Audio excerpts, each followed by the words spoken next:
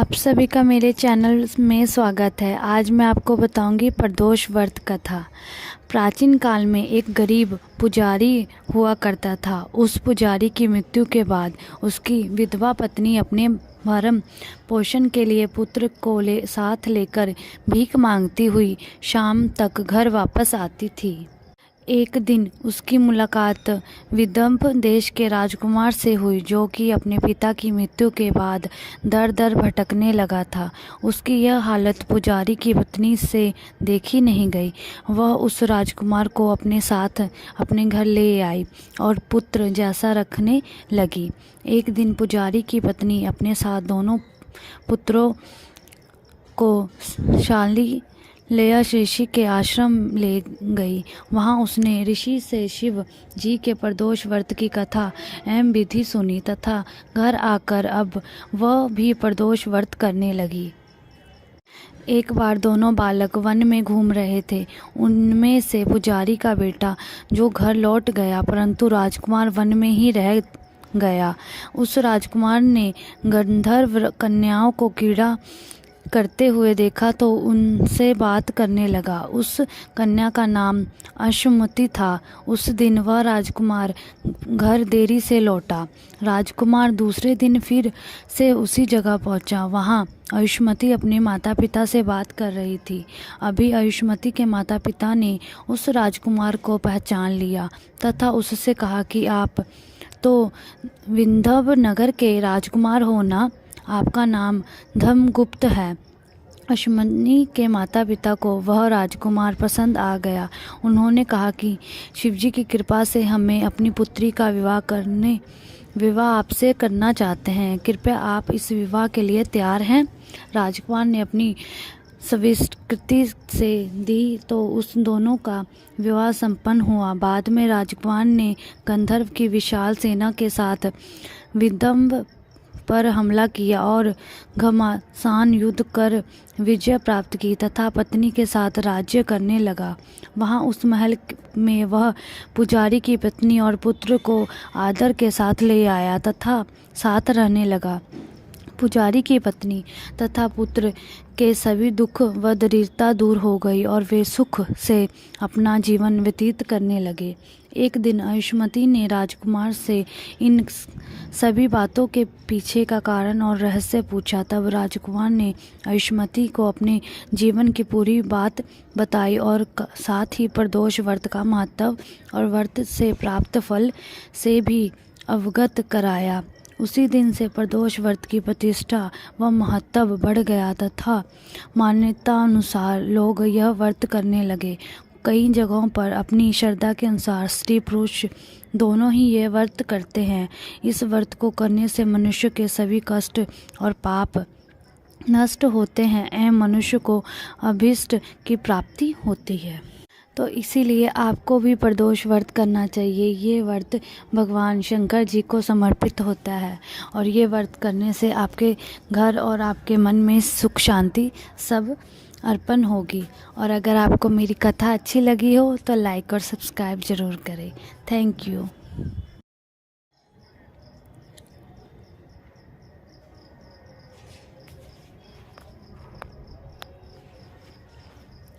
आप सभी का मेरे चैनल में स्वागत है। आज मैं आपको बताऊंगी प्रदोष व्रत कथा। प्राचीन काल में एक गरीब पुजारी हुआ करता था। उस पुजारी की मृत्यु के बाद उसकी विधवा पत्नी अपने भरण पोषण के लिए पुत्र को साथ लेकर भीख मांगती हुई शाम तक घर वापस आती थी।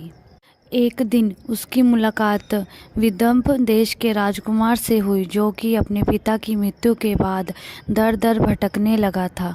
उसकी यह हालत पुजारी की पत्नी से देखी नहीं गई।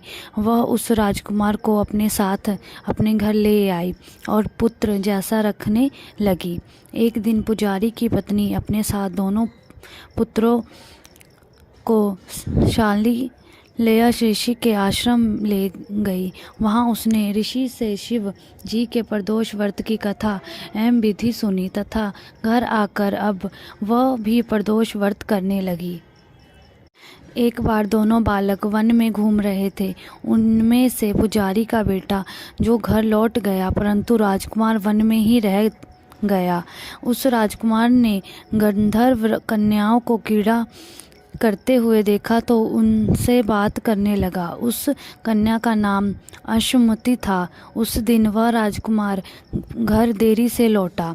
राजकुमार दूसरे दिन फिर से उसी जगह पहुंचा। वहां आयुष्मती अपने माता पिता से बात कर रही थी। अभी आयुष्मती के माता पिता ने उस राजकुमार को पहचान लिया तथा उससे कहा कि आप तो विंध्यव नगर के राजकुमार हो ना? आपका नाम धर्मगुप्त है। अश्वनी के माता पिता को वह राजकुमार पसंद आ गया।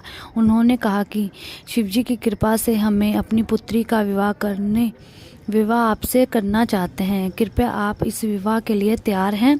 राजकुमार ने अपनी स्वीकृति से दी तो उस दोनों का विवाह संपन्न हुआ। बाद में राजकुमार ने गंधर्व की विशाल सेना के साथ विदंब पर हमला किया और घमासान युद्ध कर विजय प्राप्त की तथा पत्नी के साथ राज्य करने लगा।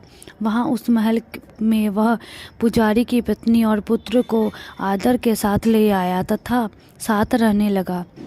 पुजारी की पत्नी तथा पुत्र के सभी दुख व दरिद्रता दूर हो गई और वे सुख से अपना जीवन व्यतीत करने लगे। एक दिन आयुष्मती ने राजकुमार से इन सभी बातों के पीछे का कारण और रहस्य पूछा। तब राजकुमार ने आयुष्मती को अपने जीवन की पूरी बात बताई और साथ ही प्रदोष व्रत का महत्व और व्रत से प्राप्त फल से भी अवगत कराया। उसी दिन से प्रदोष व्रत की प्रतिष्ठा व महत्व बढ़ गया तथा मान्यता अनुसार लोग यह व्रत करने लगे। कई जगहों पर अपनी श्रद्धा के अनुसार स्त्री पुरुष दोनों ही ये व्रत करते हैं। इस व्रत को करने से मनुष्य के सभी कष्ट और पाप नष्ट होते हैं एवं मनुष्य को अभीष्ट की प्राप्ति होती है। तो इसीलिए आपको भी प्रदोष व्रत करना चाहिए। ये व्रत भगवान शंकर जी को समर्पित होता है और ये व्रत करने से आपके घर और आपके मन में सुख शांति सब अर्पण होगी। और अगर आपको मेरी कथा अच्छी लगी हो तो लाइक और सब्सक्राइब ज़रूर करें। Thank you.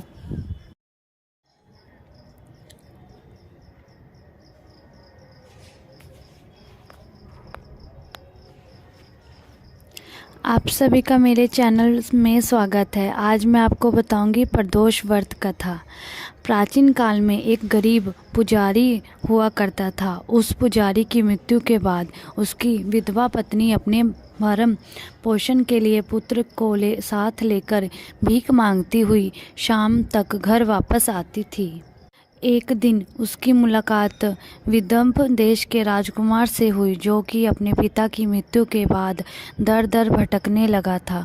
उसकी यह हालत पुजारी की पत्नी से देखी नहीं गई। वह उस राजकुमार को अपने साथ अपने घर ले आई और पुत्र जैसा रखने लगी। एक दिन पुजारी की पत्नी अपने साथ दोनों पुत्रों को शाली लेया ऋषि के आश्रम ले गई। वहां उसने ऋषि से शिव जी के प्रदोष व्रत की कथा एवं विधि सुनी तथा घर आकर अब वह भी प्रदोष व्रत करने लगी। एक बार दोनों बालक वन में घूम रहे थे। उनमें से पुजारी का बेटा जो घर लौट गया, परंतु राजकुमार वन में ही रह गया। उस राजकुमार ने गंधर्व कन्याओं को क्रीड़ा करते हुए देखा तो उनसे बात करने लगा। उस कन्या का नाम अश्वमती था। उस दिन वह राजकुमार घर देरी से लौटा।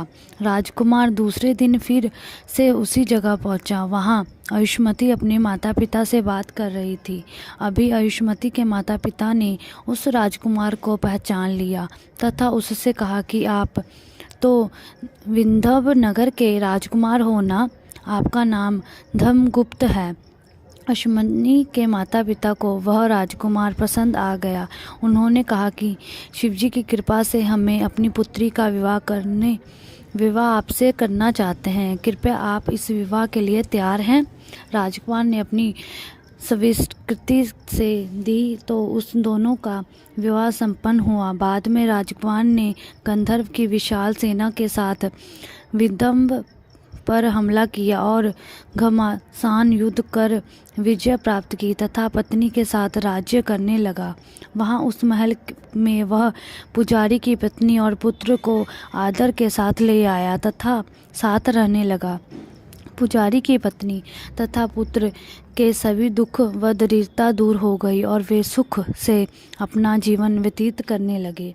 एक दिन आयुष्मती ने राजकुमार से